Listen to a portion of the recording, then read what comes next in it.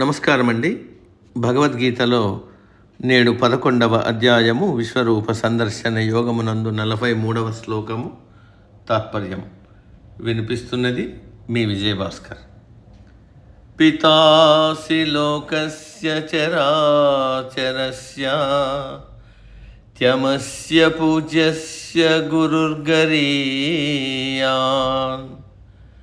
నత్వత్సమోస్త్యభ్యధికః కుతోన్యో లోకత్రయేప్యప్రతిమ ప్రభావ.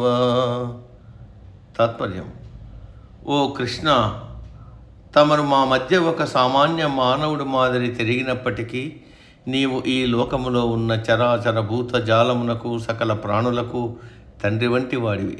అంతేకాదు, అత్యంత పూజనీయులు మీరే. ఈ 3 లోకములకు తమరే పరమశ్రేష్ఠుడైన గురువై ఉన్నారు. ఎందుకంటే తమరికి తమరే గురువు. తమకు గురువు అంటూ ఎవరూ లేరు.